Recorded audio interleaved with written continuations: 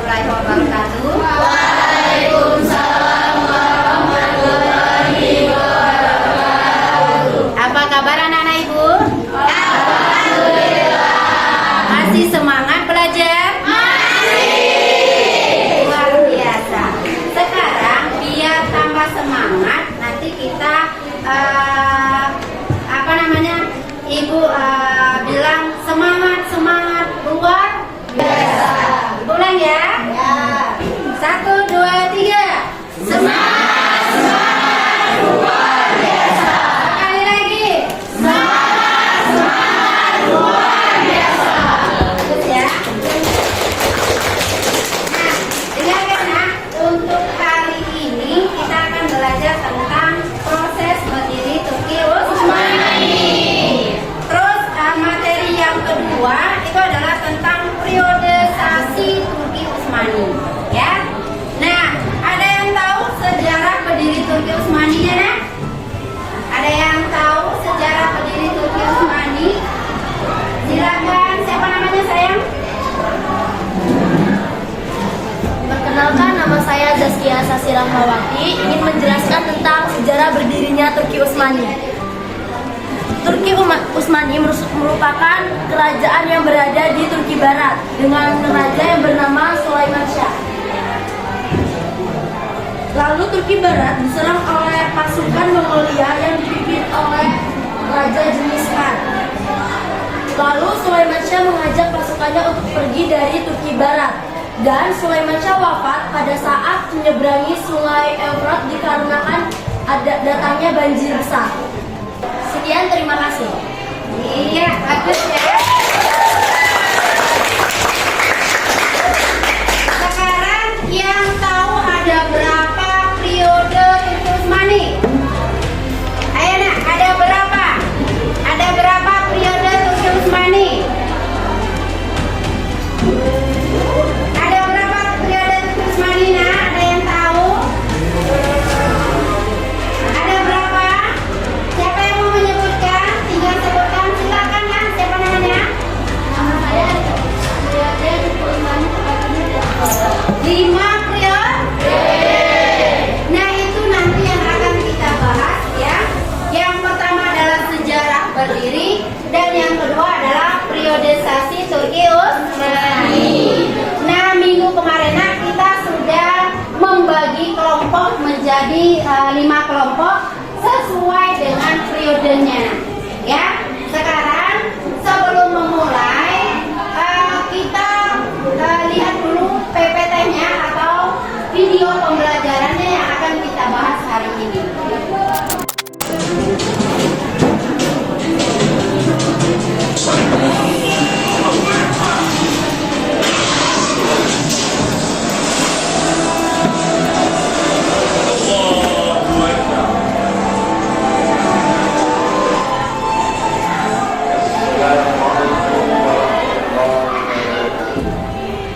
Jumpa lagi dengan saya di Raudan Channel yang mengungkap rahasia fakta di balik sejarah.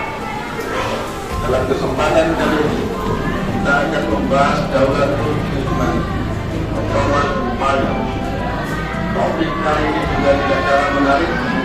Di masa ini kita bisa tahu bagaimana umat Islam bangkit kembali dari kehancuran akibat penyerangan tentara Mongol terhadap Daulah yang sangat hebat. Selain itu, topik ini mengandung banyak pelajaran, termasuk pelajaran dari sosok khalifah hebat seperti Muhammad Al-Fatih yang akhirnya masuk agama untuk kota Roma Timur yang selamanya sulit untuk umat Islam dari masa Daulah Umayyah hingga Abbasiyah. Tetapi pusat kekuasaan juga benteng orang-orang Kristen sekaligus sebagai simbol bangsa Eropa tersebut akhirnya ditaklukkan. Bagaimana bisa? Semua akan kita bahas. Yuk kita mulai pembahasannya. Peta sejarah Islam menyatakan Turki Utsmani pernah menjadi pusat kekuasaan dunia Islam selama kurang lebih 620 tahun dan sangat disegani bangsa Eropa.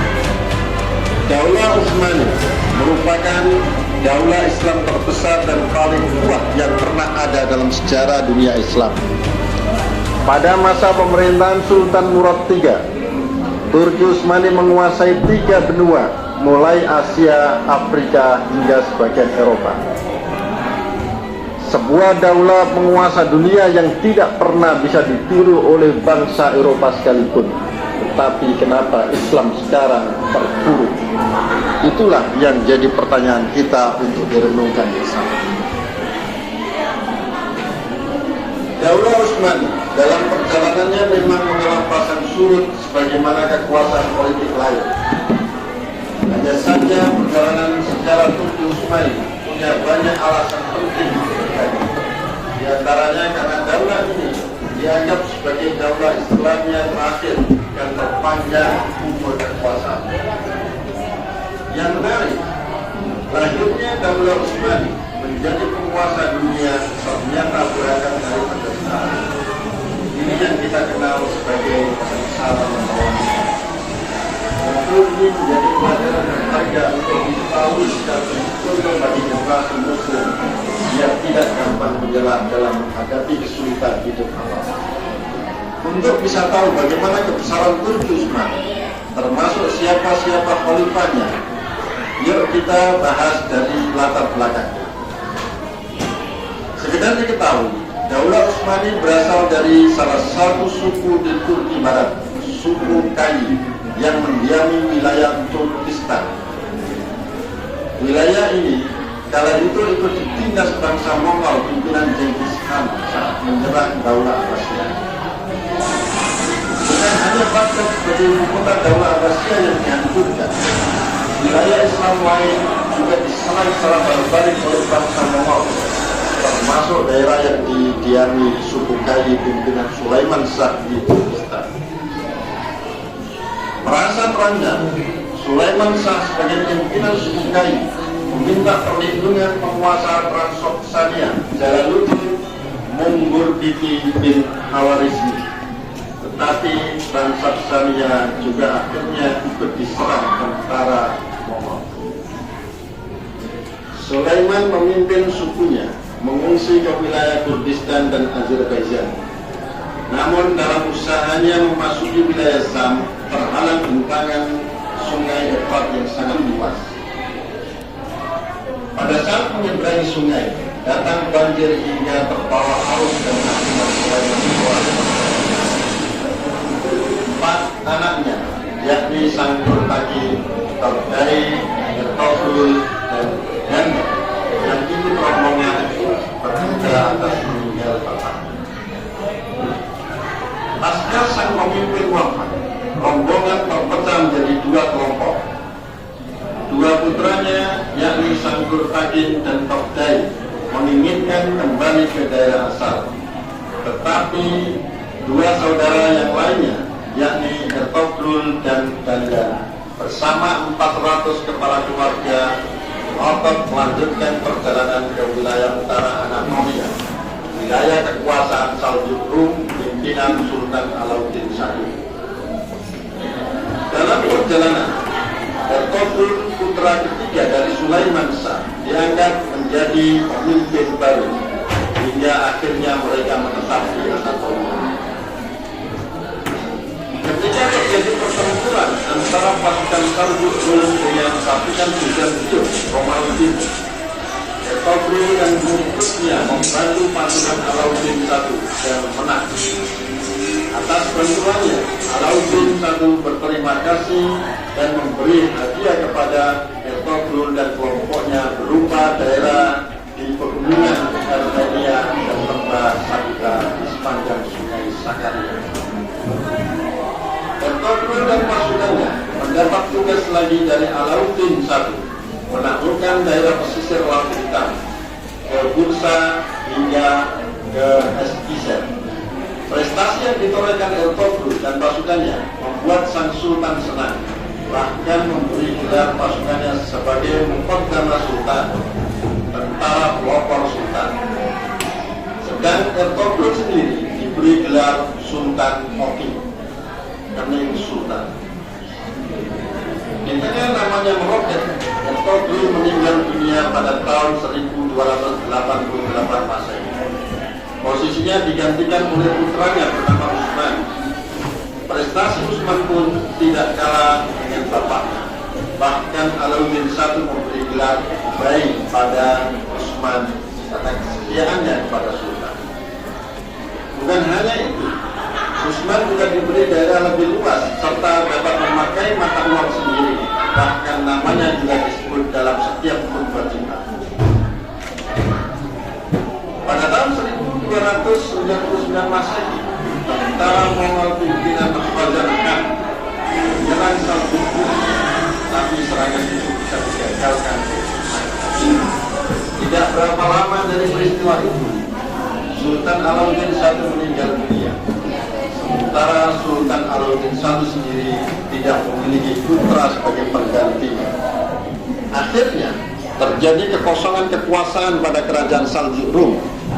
Peristiwa ini dimanfaatkan Utsman untuk menyatakan diri sebagai Padishah Utsmaniyah atau Raja Keluarga Utsman. Di luar dugaan, deklarasi Utsman mendapat dukungan penuh dari rakyat. Dengan demikian berdirilah Daulah Turki Utsmani dengan ibu kota pertama di Purworejo atau sudah. Nah, ini sejarah berdiri Turki Utsmani.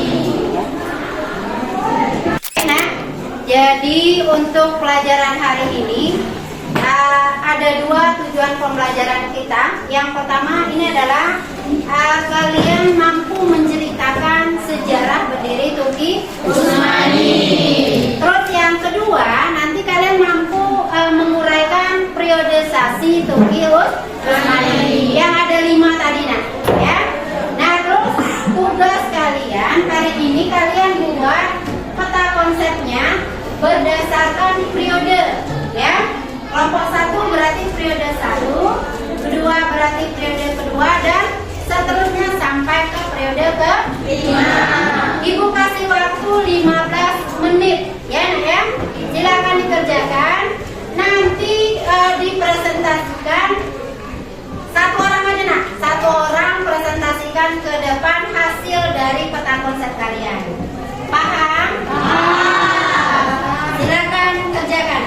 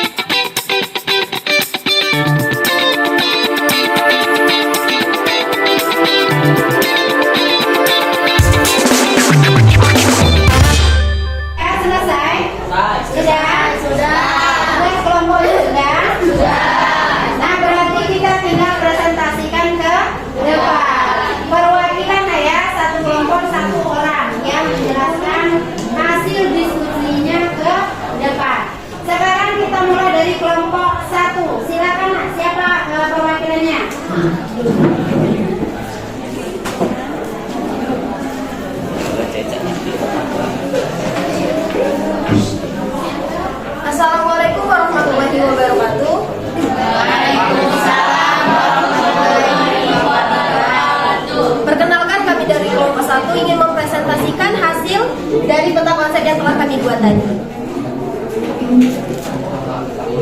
Jadi di fase pembentukan ini ada 4 raja yang memimpin. Yang pertama ada Osman I, yang dimana masa pemerintahan Osman I ini dimulai dari tahun 1299 sampai dengan tahun 1323 atau 1324 Masehi.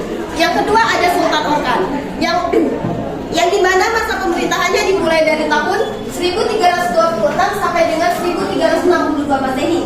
Yang ketiga ada Sultan Murad I, yang dimana masa pemerintahannya dimulai dari tahun 1362 sampai dengan 1389 Masehi.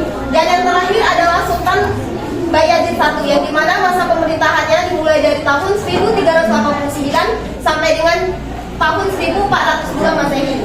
Jadi pada masa pembentukan ini disebut juga sebagai fase terbentuknya Turki Utsmani yang akan dijelaskan oleh Zaskia Sasi Rahmawati. Jadi sejarah terbentuknya Turki Utsmani. Turki Utsmani merupakan kerajaan yang ada di Turki Barat dengan rajanya yang bernama Sulaiman Shah. Waktu itu Turki Utsmani diserang oleh pasukan Mongolia yang dipimpin oleh Genghis Khan. Lalu Turki Utsmani mengajak pasukannya untuk pergi ke Kurdistan, Azerbaijan. Pada saat perjalanan, Turki Utsmani menyeberangi Sungai Euphrates dan Raja Sulaiman Shah wafat karena datangnya banjir besar. Sulaiman Shah memiliki 4 putra, yaitu Tokgai, Ertugrul, Sangkurtakin, dan Dandan. Ertugrul dan Dandan melanjutkan perjalanannya ke Asia Kecil, tepatnya di Anatolia. Di saat kepemimpinan Ertugrul melihat adanya perang dari Sultan Alauddin I dan Bizantium. Ertugrul membantu Sultan Alauddin I hingga mencapai kemenangan. Sultan Alauddin I sangat berterima kasih kepada Ertugrul karena telah membantu hingga mencapai kemenangan dan memberikan sebidang tanah yang ada di pegunungan Armenia. Ertugrul diberikan tugas untuk menaklukkan Laut Hitam dan Ertugrul wafat. Dilanjutkan dengan anaknya yang bernama Utsman. Utsman sangat disayangi oleh Sultan Alauddin I dikarenakan Sultan Alauddin I tidak memiliki putra. Ketika Sultan Alauddin wafat, digantikan dengan Ertugrul yang menjadi pemimpin atau menjadi khalifah selanjutnya. Terima kasih. Mungkin itu saja yang bisa kami sampaikan. Kami ucapkan terima kasih. Kami akhiri. Wassalamualaikum warahmatullahi wabarakatuh. Waalaikumsalam warahmatullahi wabarakatuh.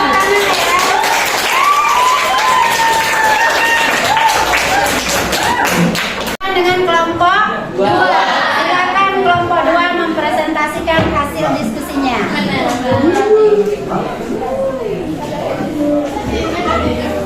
Assalamualaikum warahmatullahi wabarakatuh. Waalaikumsalam warahmatullahi wabarakatuh. Perkenalkan, saya perwakilan dari kelompok 2. Saya akan menjelaskan tentang fase kejayaan Daulah Utsmani. Diawali dengan Sultan Muhammad I, yaitu dari tahun 1413 sampai 1421 Masehi, yaitu dengan terjadinya setelah 8 tahun ia berhasil mengembalikan wilayah yang bercerai-berai. Selanjutnya dilanjutkan oleh Sultan Murad II dari tahun 1431 sampai 1444 Masehi. Terjadinya perang salib yang diakhiri dengan perjanjian Sejedin pada awal tahun 1444 Masehi. Selanjutnya Sultan Muhammad II Al-Fatih terjadi pada tahun 1451 sampai 1481 Masehi. Berhasil menaklukkan kota Konstantinopel dengan 4 strategi, dan akhirnya kota Konstantinopel diganti menjadi kota Istanbul, yaitu Turki. Selanjutnya yaitu Bayazid II pada tahun 1481 sampai 1512 Masehi. Penguasaannya sangat lemah sehingga banyak menimbulkan kekacauan di dalam negerinya. Selanjutnya dilanjutkan oleh Sultan Salim I dari tahun 1512 Masehi sampai 1520 Masehi. Berhasil meluaskan kewilayahan Mamluk Mesir, meliputi Mesir, Hijaz, dan dataran Syam. Selanjutnya, Sultan Sulaiman Agung I dari tahun 1520 sampai 1566 Masehi mengalami peningkatan pesat di bidang politik, ekonomi, dan militer. Peristiwa pentingnya yaitu upaya penyempurnaan Undang-Undang Turki Utsmani. Itulah yang saya sampaikan. Sekian, terima kasih. Selanjutnya kita lanjut ke kelompok 3. Silakan presentasikan hasilnya kelompok 3. Assalamualaikum warahmatullahi wabarakatuh. Waalaikumsalam warahmatullahi wabarakatuh. Saya perwakilan dari kelompok 3 ingin mempresentasikan hasil diskusi kami, yaitu fase negara kesatuan. Fase ini juga disebut dengan kemunduran kerajaan Turki Utsmani. Di fase ini, kerajaan Eropa semakin kuat dan juga ditandai dengan sultannya yang lemah. Dan dari sultan yang lemah ini menimbulkan kekacauan dalam negeri yang menjadi pasukan luar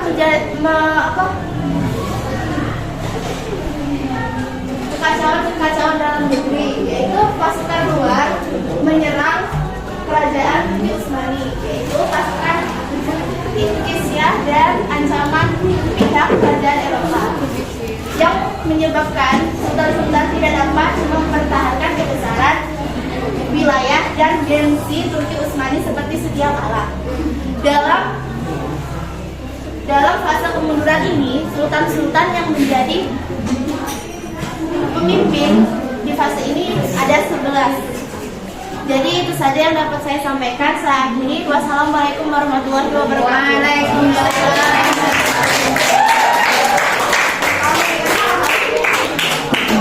Oke, kita lanjut ke kelompok 4. Silakan kelompok 4. Assalamualaikum warahmatullahi wabarakatuh. Waalaikumsalam warahmatullahi wabarakatuh. Saya perwakilan dari kelompok 4 akan menjelaskan tentang fase keempat, yaitu fase pengeroyokan Barat terhadap Turki Utsmani. Yaitu dalam fase ini, kerajaan-kerajaan Barat tak henti-hentinya menyerang Turki Utsmani dan mencaplok wilayahnya. Mereka di antara lain yaitu negara Rusia, Inggris, Prancis, dan Austria dan lain-lain. Adapun raja-raja yang memimpin pada fase ini yaitu ada 8, yaitu 1 Mustafa II. Mustafa II memerintah pada tahun 1695 sampai 1703 Masehi. Dilanjutkan lagi atau turun ke pemerintahan Ahmad II pada tahun 1703 sampai 1730 Masehi. Pemerintahan ini dilanjutkan lagi oleh Mahmud I pada tahun 1730 sampai dengan 1754 Masehi. Pemerintahan Mahmud I turun lagi ke pemerintahan Osman III, yaitu pada tahun 1754 sampai dengan 1757 Masehi. Pemerintahan ini lanjut lagi ke Mustafa III, yaitu pada tahun 1757 sampai 1774 Masehi. Pemerintahan ini turun lagi pada Abdul Hamid I, yaitu tahun 1774 sampai 1789 Masehi. Turun lagi ke Salim III, yaitu 1789 sampai 1807 Masehi. Pemerintahan ini turun lagi ke Mustafa IV, yaitu pada tahun 1807 sampai 1808 Masehi. Turun ke Mahmud V pada tahun 1808 Masehi sampai 1839 Masehi. Sekian dari penjelasan saya. Wassalamualaikum warahmatullahi wabarakatuh. Waalaikumsalam warahmatullahi wabarakatuh. Kelompok terakhir ya, kelompok 5, periode kelima. Silakan presentasikan hasilnya kelompok 5.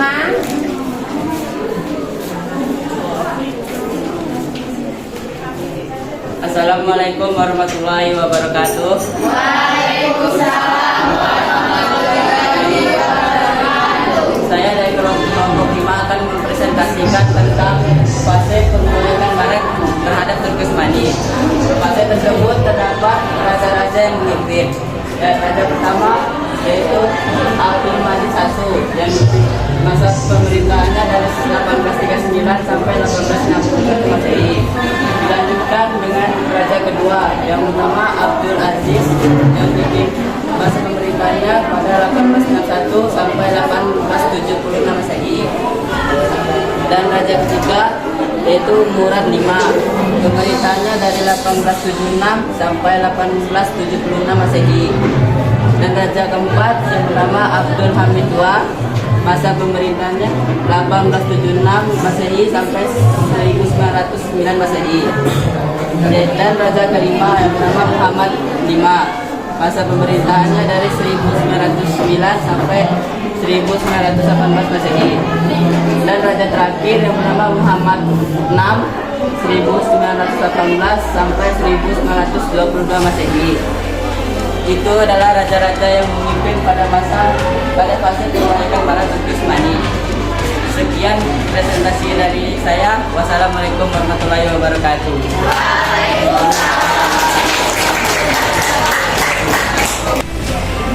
Baik, fase pertama, fase kedua, fase ketiga dan seterusnya tadi sudah kita presentasikan ke depan ya. Nah sekarang untuk di akhir ini nanti kita akan mengambil fikrah atau pembelajaran dari sejarah berdiri dan fase berdirinya Turki Utsmani. Apakah kalian paham nak materi kita hari ini? Nah jadi untuk mengambil fikrah atau pembelajaran pada fase ini kita persilakan kepada Sasi. Silakan Sasi. Jadi ibrah atau pembelajaran yang dapat kita dapatkan pada pelajaran hari ini yaitu yang pertama, sebagai generasi Islam kita harus menjadi pemimpin yang bertanggung jawab dan menjadi pemimpin yang amanah. Yang kedua, sebagai umat Islam kita harus bersatu untuk menegakkan panji-panji Islam demi tegaknya Islam sampai akhir zaman. Terima kasih. Bagus ya. Baik, untuk hari ini cukup sekian. Kita akan lanjutkan materi kita di minggu depan. Itu akan membahas tentang kemunduran daripada Turki Utsmani. Ya, baik, tetap semangat. Ibu akhiri wassalamualaikum.